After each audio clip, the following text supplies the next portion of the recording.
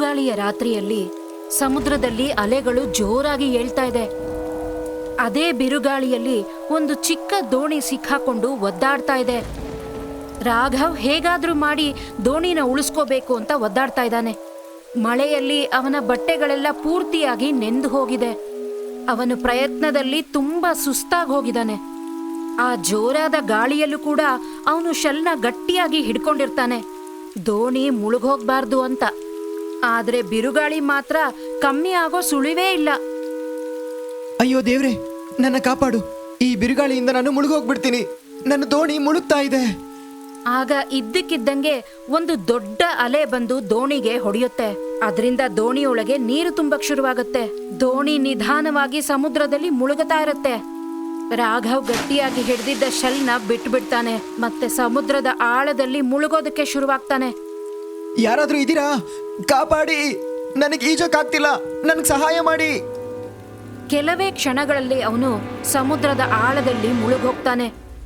3 ದಿನಗಳ ನಂತರ ಸೂರ್ಯ ಜೋರಾಗಿ ಹೊಳಿತಾ ಇದ್ದಾನೆ.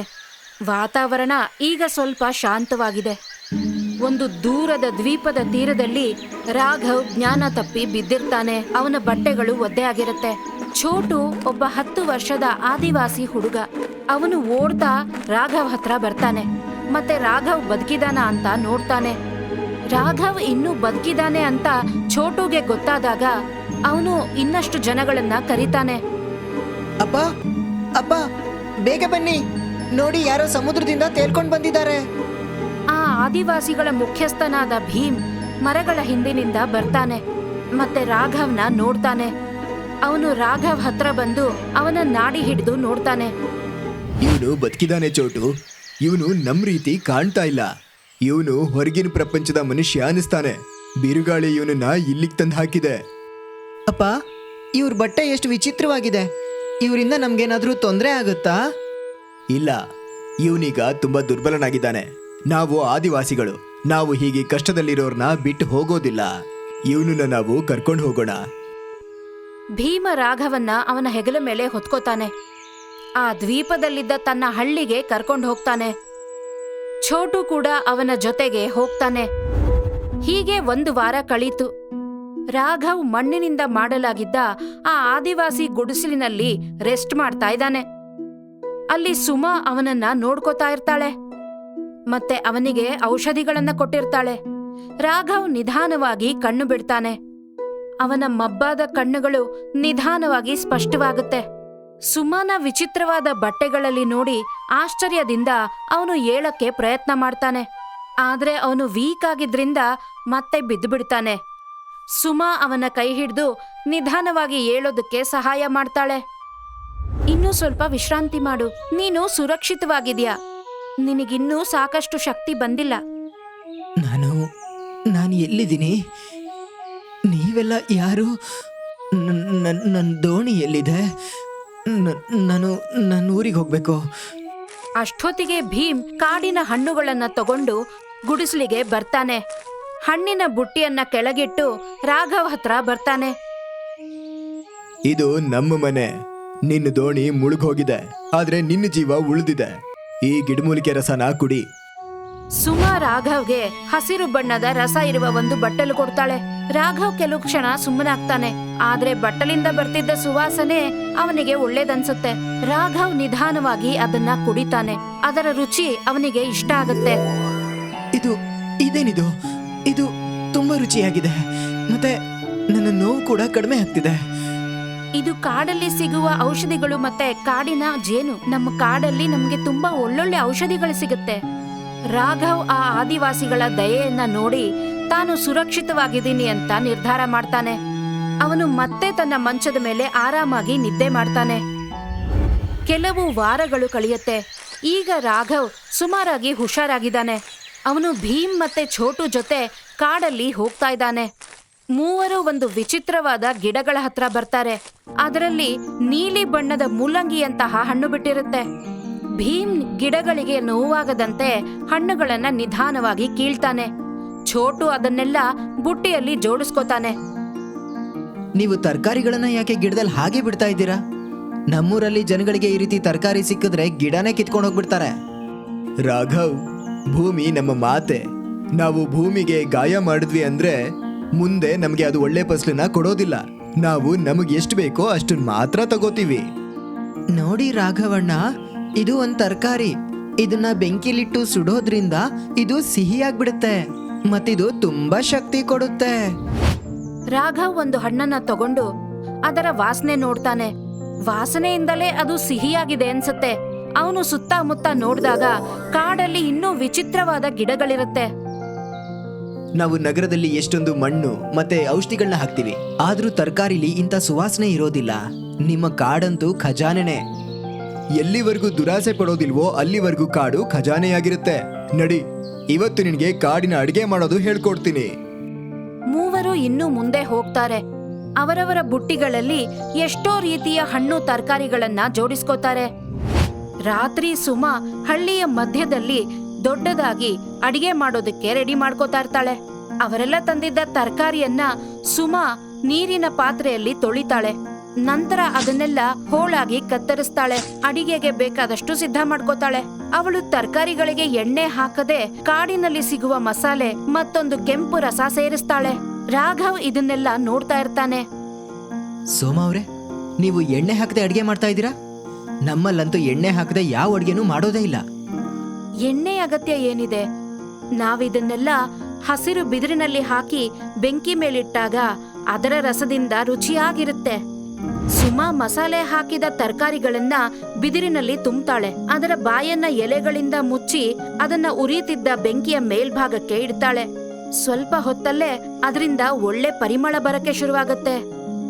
ಸುವಾಸನೆ ಬಂದಾಯ್ತು ರಾಘವಣ್ಣ, ಇನ್ನು ನೀವು ಬೆರಳುಗಳನ್ನ ಚೀಪ್ತಾ ಕುತ್ಕೋತೀರಾ.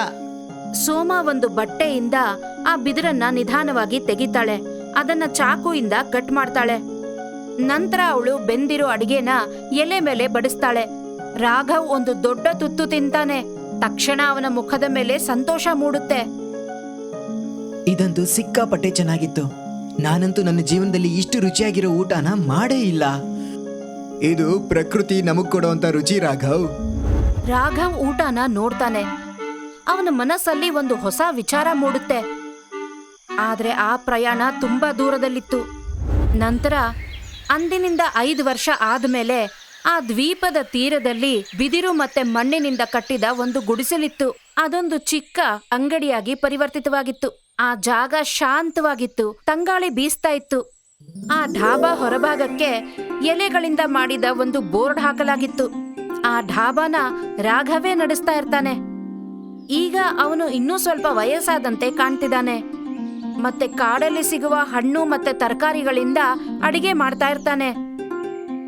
ಚೋಟು, ಟೇಬಲ್ ನಂಬರ್ 3ಕ್ಕೆ ಇನ್ನೊಂದ್ ಸ್ವಲ್ಪ ಸಾಂಬಾರು ಮತ್ತೆ ಬದನೆಕಾಯಿ ಪಲ್ಯ ತಗೊಂಡು ಹೋಗು.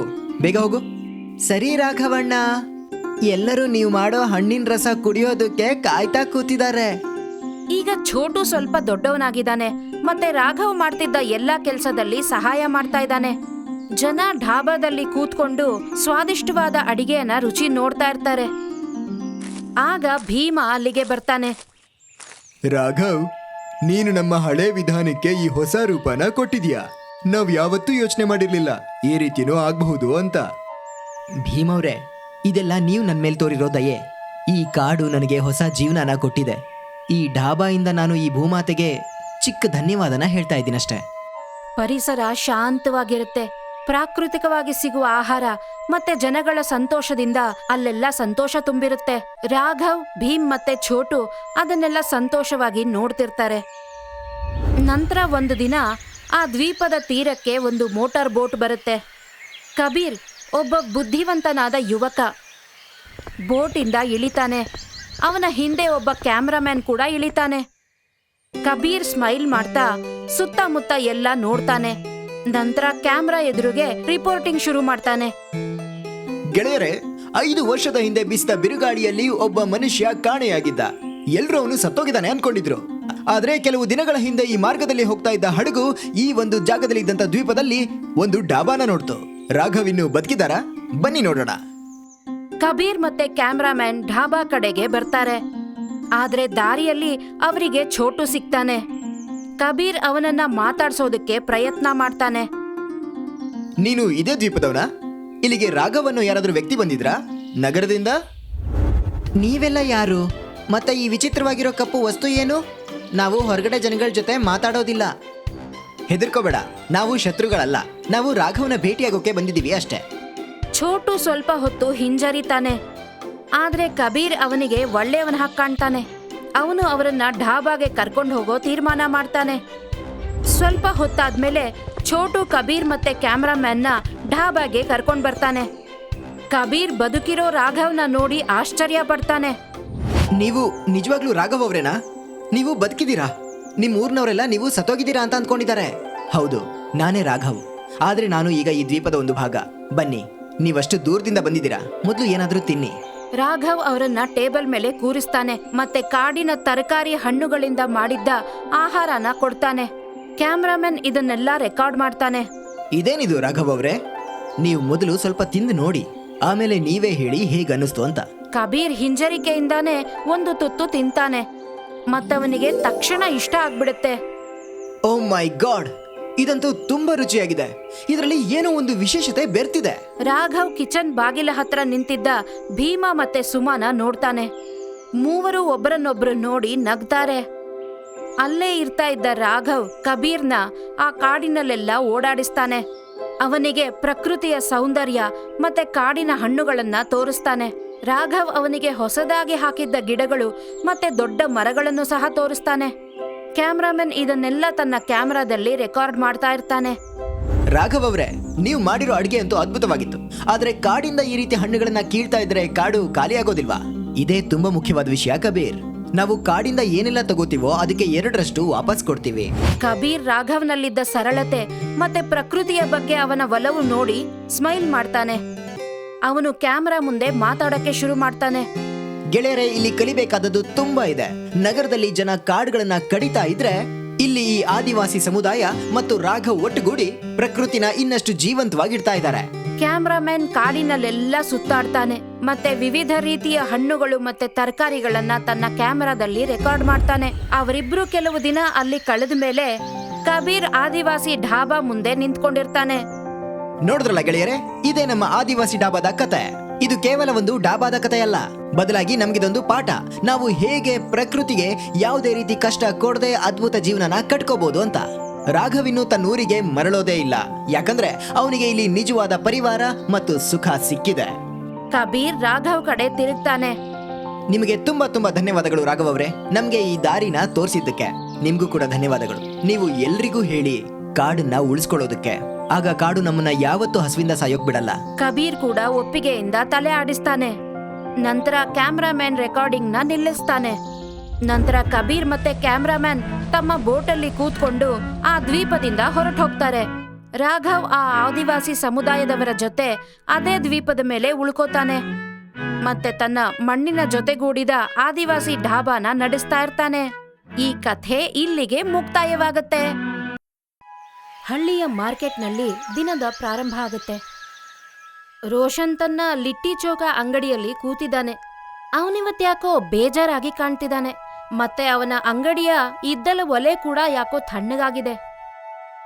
ಜನ ಆ ದಾರಿಲಿ ಬರ್ತಿದ್ದಾರೆ, ಆದ್ರೆ ಯಾವಾಗ ಅವರು ತಣ್ಣಗಾಗಿರೋ ಒಲೆನ ನೋಡ್ತಾರೋ ಅದನ್ನ ಇಗ್ನೋರ್ ಮಾಡಿ ಸುಮ್ನೆ ಹೊರಟೋಗ್ತಾ ಇದ್ದಾರೆ. ಅಯ್ಯೋ ದೇವ್ರೆ, ಇವತ್ತು 3ನೇ ದಿನ. ಇದ್ಲಿನ ಬೆಲೆ ಎಷ್ಟು ಜಾಸ್ತಿ ಆಗಿದೆ ಅಂದ್ರೆ ನನಗದನ್ನ ಕೊಂಡ್ಕೊಳ್ಳೋದಕ್ಕೂ ಆಗ್ತಾ ಇಲ್ಲ.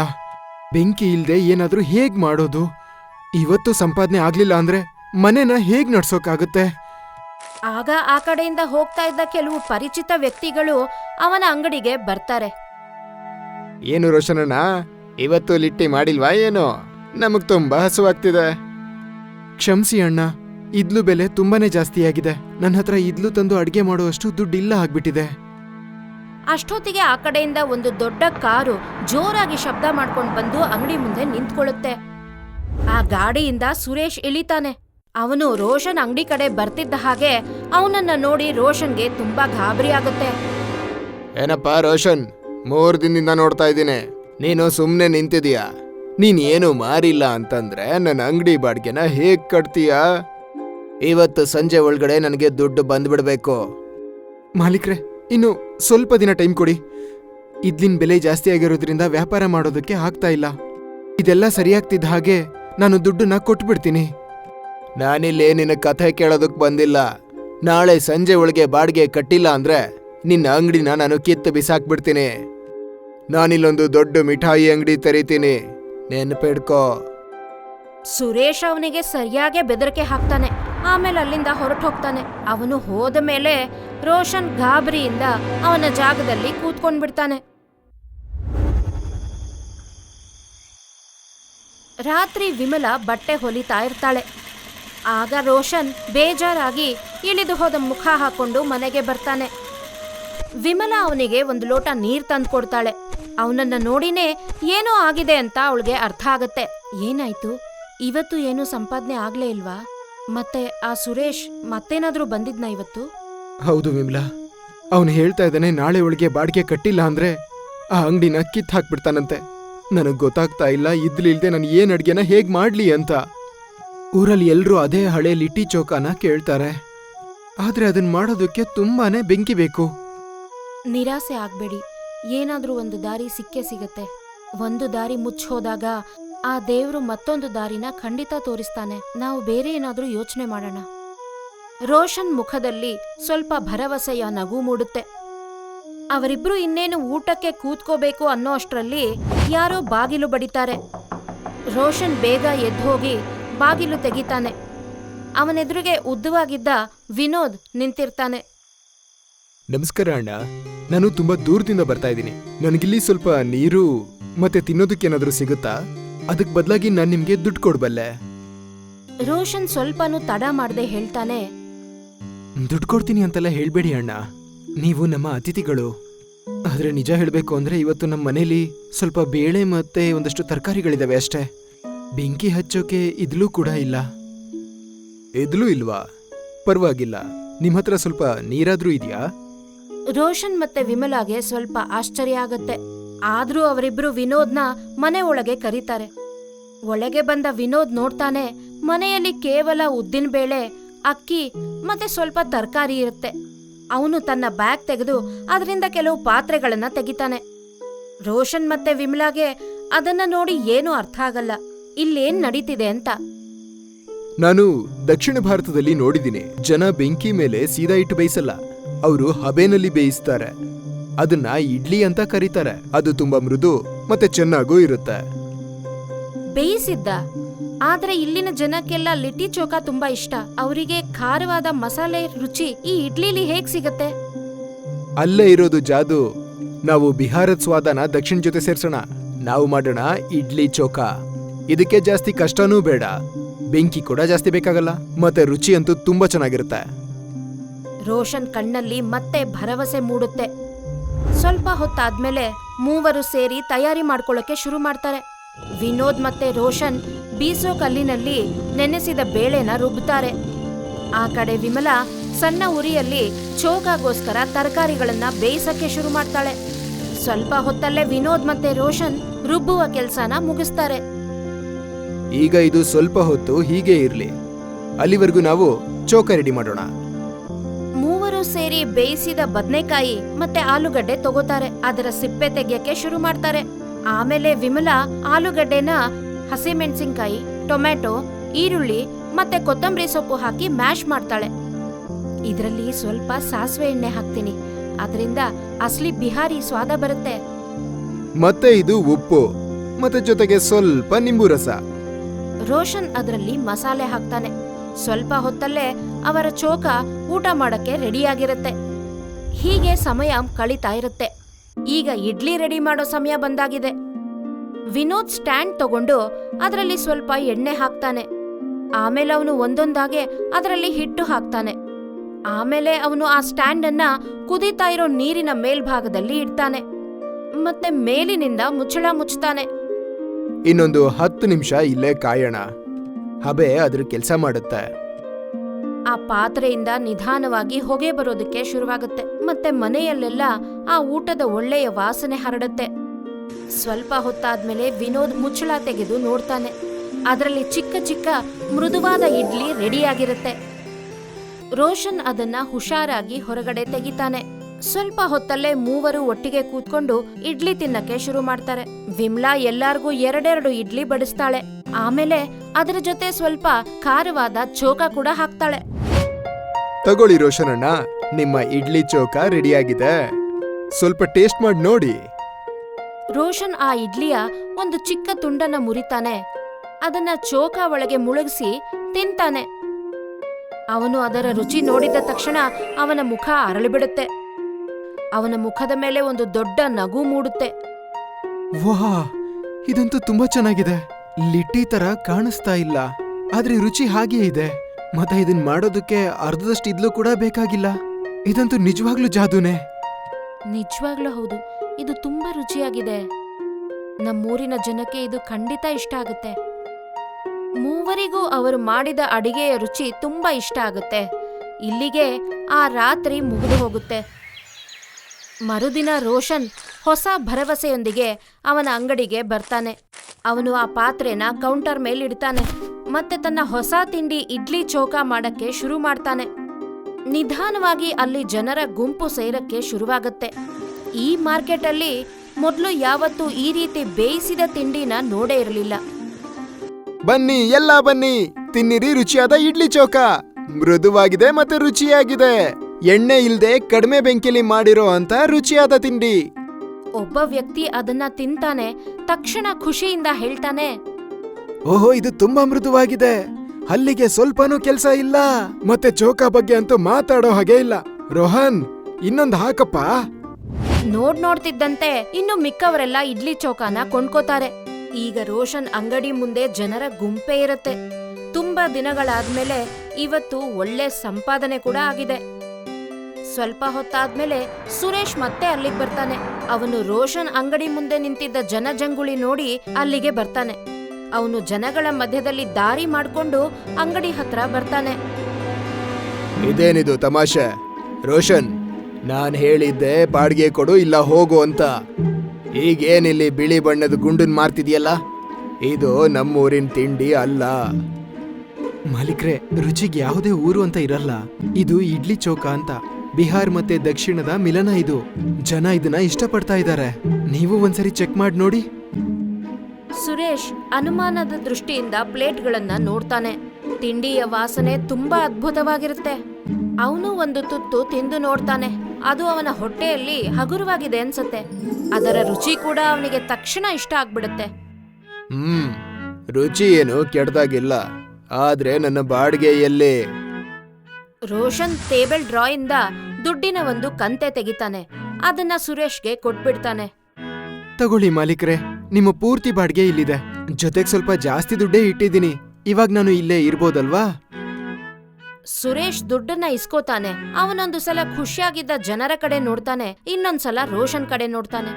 ಅವನಿಗೆ ಅರ್ಥ ಆಗತ್ತೆ, ಇಷ್ಟು ರುಚಿಯಾಗಿರೋ ತಿಂಡಿ ಮುಂದೆ ಈಗ ಇವನ ತಂತ್ರ ಏನೂ ನಡೆಯಲ್ಲ ಅಂತ. ಸರಿ ಸರಿ, ಅಂಗಡಿ ಇರ್ಲಿ. ಮತ್ತೆ ನಾಳೆ ನಮ್ಮ ಮನೆಗೆ 2 ಪ್ಲೇಟ್ ಕಳಿಸು, ಆಯ್ತಾ? ಸುರೇಶ್ ಅಲ್ಲಿಂದ ಹೊರಟು ಹೋಗ್ತಾನೆ. ಮತ್ತೆ ಜನರೆಲ್ಲ ರೋಷನ್ಗೋಸ್ಕರ ಖುಷಿಯಿಂದ ಚಪ್ಪಾಳೆ ಹೊಡಿತಾರೆ. ಸಂಜೆ ಆಗ್ತಿದ್ದ ಹಾಗೆ ಅಂದಿನ ದಿನ ಮುಗಿಯುತ್ತೆ. ಅವನ ತಿಂಡಿ ಪೂರ್ತಿ ಮಾರಾಟ ಆಗಿರುತ್ತೆ. ಮತ್ತೆ ಹೊಸ ತಿಂಡಿಯಿಂದ ಇವತ್ತು ಅವನ ದಿನ ತುಂಬಾ ಚೆನ್ನಾಗಾಗಿರುತ್ತೆ. ಅಷ್ಟೊತ್ತಿಗೆ ವಿಮಲಾ ಮತ್ತೆ ವಿನೋದ್ ಕೂಡ ಅಂಗಡಿ ಹತ್ರ ಬರ್ತಾರೆ. ಇವತ್ತು ನೀವು ನನ್ನ ಜೀವನನೇ ಕಾಪಾಡ್ಬಿಟ್ರಿ. ನೀವು ನನಗೆ ಕಲ್ಸಿದ್ದು ಅದು ಕೇವಲ ಒಂದ್ ತಿಂಡಿ ಆಗಿರ್ಲಿಲ್ಲ, ಬದಲಾಗಿ ನನಗೆ ಒಂದು ಹೊಸ ನಂಬಿಕೆ. ಅದು ನಾನೇನು ಮಾಡಿಲ್ಲ ರೋಷನ್, ನೀನು ಕಷ್ಟಪಟ್ಟೆ ಮತ್ತೆ ಬದಲಾವಣೆನ ಒಪ್ಕೊಳ್ಳೋಂತ ಸಾಹಸ ಮಾಡ್ದೆ. ನೆನ್ಪಿಡ್ಕೋ, ನಾವು ನಮ್ಮ ಹಳೇ ಪರಂಪರೆಗೆ ಹೊಸ ರುಚಿನ ಸೇರ್ಸಿದ್ರೆ ಜಾದು ಅದಾಗದೇ ಆಗತ್ತೆ. ಈಗ ನಮ್ಮ ಹಳ್ಳಿ ಈ ರುಚಿಯಾದ ತಿಂಡಿಗೆ ಹೆಸರುವಾಸಿಯಾಗತ್ತೆ. ಮೂವರು ಖುಷಿಯಿಂದ ಅವಳ ಮಾತನ್ನ ಒಪ್ಕೋತಾರೆ. ಸ್ವಲ್ಪ ಹೊತ್ತಾದ್ಮೇಲೆ ವಿನೋದ್ ಅಲ್ಲಿಂದ ಹೊರಟು ಹೋಗ್ತಾನೆ. ಆದ್ರೆ ಅವನ ಬುದ್ಧಿವಂತಿಕೆಯಿಂದ ಮಾಡಿದ ಈ ಹೊಸ ತಿಂಡಿ ಶಾಶ್ವತವಾಗಿ ಜನರ ಮನಸ್ಸಿನಲ್ಲಿ ಉಳಿಯತ್ತೆ.